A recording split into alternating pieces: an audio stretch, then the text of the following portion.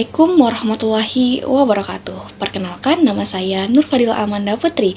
Jadi, di sini saya akan mereview atau menjelaskan mengenai materi yang telah saya pelajari, yaitu geohistory dalam perkembangannya.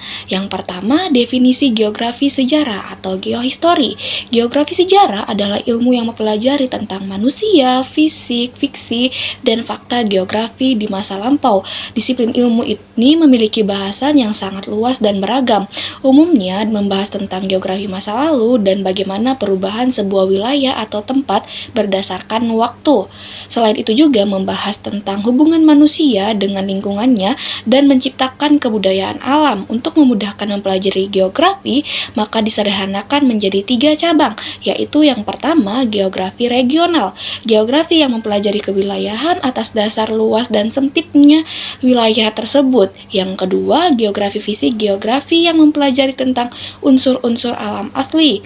Yang ketiga, geografi manusia, ilmu yang mempelajari hubungan dan pengaruh timbal balik antara alam dengan manusia.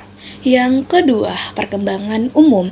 Di kalangan geografi Inggris, istilah geografi kesejarahan dikenal dengan sebutan historical geography yang diartikan sebagai penelaah secara geografis atas suatu periode, di mana dikatakan bahwa historical geography adalah geography of the past.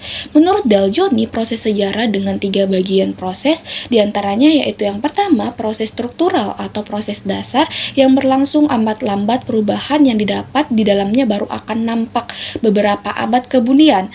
Proses panjang inilah yang disebut dengan geohistory. Yang kedua, dinamika dari struktur sosial ekonomi yang iramanya berlangsung cukup dalam beberapa dasawarsa saja, sehingga menyangkut proses dinamika dengan proses konjungtural. Yang ketiga, proses menyangkut masa kini, misalnya di bidang politik, meliputi berbagai peristiwa yang menyangkut keputusan politik pemerintahan sebuah negara. Hal inilah disebut proses mikrohistoris. Yang ketiga, keberadaan geohistory di Indonesia. Jadi menurut Soebantarjo, yang dimana dalam usahanya menghubungkan peranan lingkungan geografis dengan sejarah regional, mengusulkan dikembangkannya geohistory dalam kurikulum pendidikan guru sejarah di lingkungan IKIP.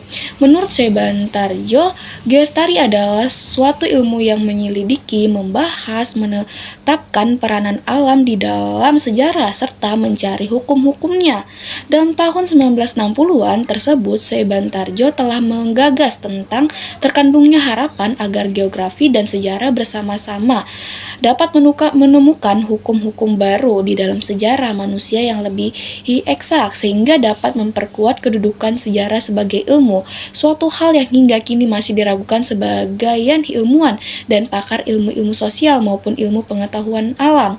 Dan menurut Muhammad Yamin juga dapat dimasukkan sebagai pemakai atau memanfaatkan geografi kesejarahan dalam menelaah lahirnya peradaban Majapahit di wilayah delta Sungai Berantas. Dalam penjelasannya, beliau mencoba menggabungkan paham Toynbee dan Ratzel tentang peranan alam terhadap manusia.